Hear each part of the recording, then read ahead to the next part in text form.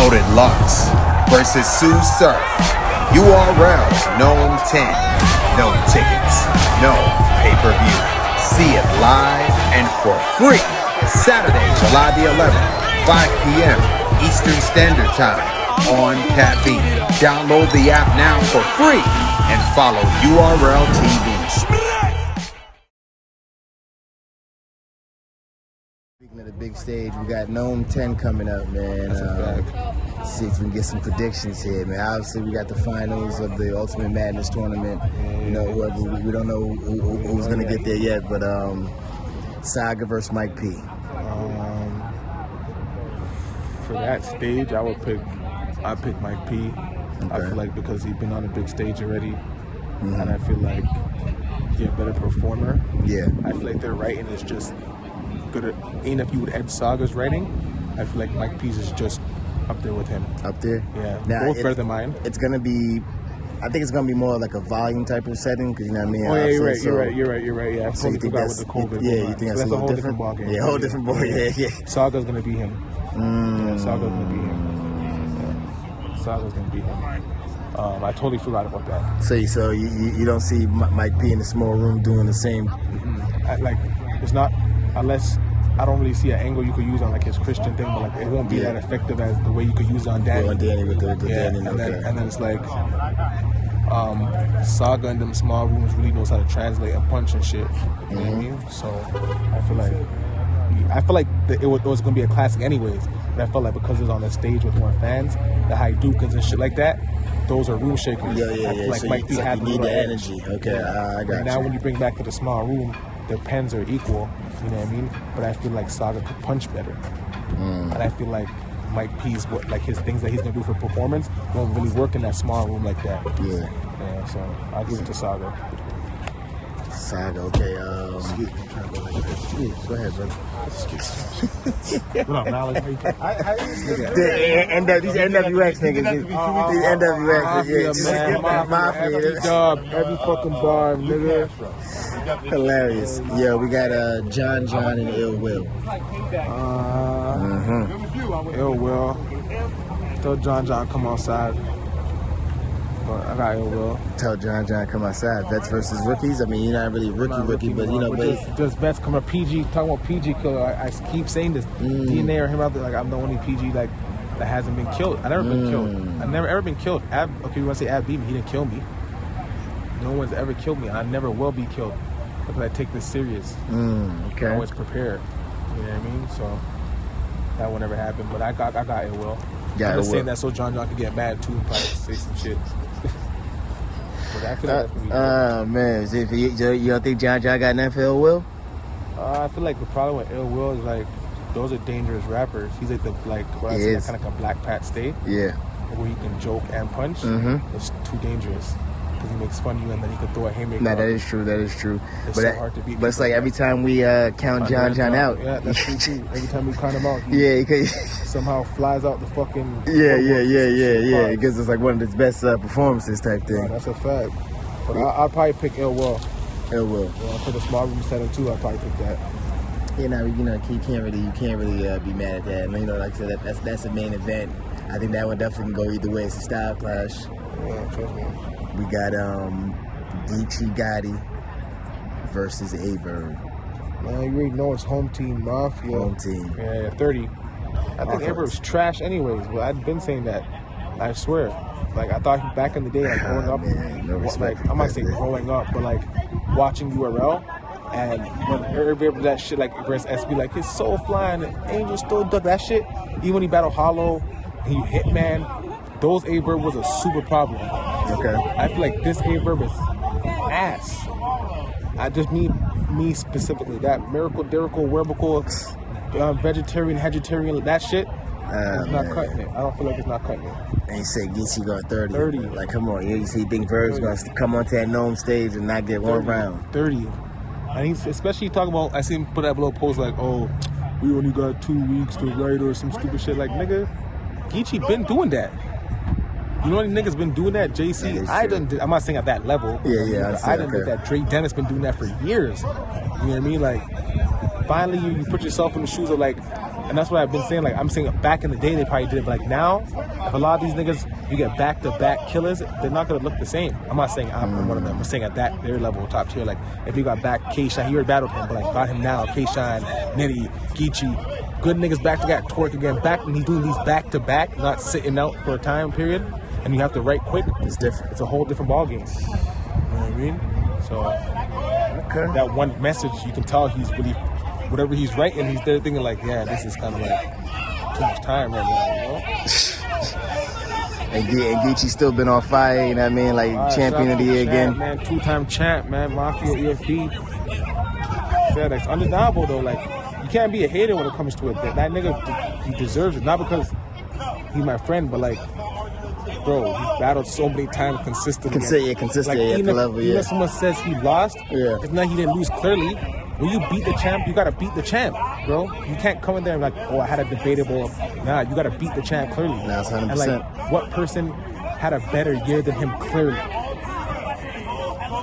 You right? Even with this year, like starting with the whole rooftop shit, all the quarantine battles, he's leading again. Yeah. It's like the work ethic and like how many battles he's doing, and then how at the high rate he's performing with these battles. That's what it is. A lot of people battle a lot, but it's like to keep up the consistency, not choke, nothing. You know what I mean? Yeah, that's the thing. It's like if someone is not doing that and better, you can't win because he can set the bar already.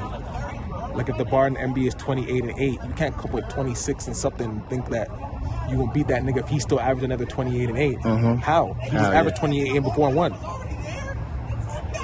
So shout out to the champ, bro. Yeah. And then the other battle we got another West Coast brother, Tay Rock versus Daylight. Daylight is back. I got Tay Rock. You know, you should know this by now. Tay Rock and Hollow, my favorite battlers. I like, no disrespect to Daylight, I was never really just a fan of his style. I'm not saying he's like bad or nothing. Mm-hmm. I know he's a legend. I know a lot of people say he's crazy. Acquired taste. And just acquired taste. Like, I just never, just the style, like even like with music. Sometimes I'll hear someone and just the way that they sound, it just won't be my thing. You know, they could be saying the craziest shit, but just the way they sound to me is just like, oh, it's not yours. It's not mine. So okay. I could probably be biased, but Tay Rock's like my favorite battle, him and Arlo. So I'll pick Tay Rock. You don't think Daylight's gonna present any troubles for him? Like then again, I couldn't really like answer a question like that because from the way I'm looking at it, is like that style that I see Tay Rock doing is like, to me it's just gonna be like a clear battle. Like, yeah, he killed him. But to someone who really knows, like, I haven't like even like studied Daylight style like that to even like, not saying respect, to understand how good it is and the level that it's at, because I understand it is there. Because all niggas I know, like even my niggas back home and shit, they all say he's crazy. It's just not my thing. You know what I'm trying to say? So to somebody else, they could be thinking opposite to me, like, yeah, they like Tay Rock's underdog. Yeah. Just like that. But I feel like Tay Rock's gonna beat him. Could be biased, he's my favorite battle rapper, so it could be biased. It's gonna be a goodie. Yeah. And then the main event, everybody's waiting for Sue Surf Loaded Lux versus Loaded Lux. Yeah, man, that's gonna be small room-ish, volume-ish, I guess. I feel like Sue Surf's gonna win that one. I feel like because they both got star power. Yeah. But I feel like in a room where, like, because there's gonna be a little bit of people, right? Yeah. I feel like, remember, the battle's gonna come on camera. It could be different on camera, but in the way it is in the room, I feel like Sue Surf's star power, because they both have different star power for abilities they have. I see where you're going. You know what I'm saying? His star power translate more in the small room. It's gonna captivate the crowd. Yeah, it's gonna captivate more that street shit in that small room. Now, when they're on a big stage, I feel like with 2,000 people, you know what I mean? I feel like Loaded Lux is, not even with his writing, just his star of who he is. Okay. You know what I mean? Overweighs, you know what I mean, what Sue Surf is doing. That all that pen stuff, even the little, take a second, with that stuff he does, is gonna be reaction and shit like that. You know what I mean?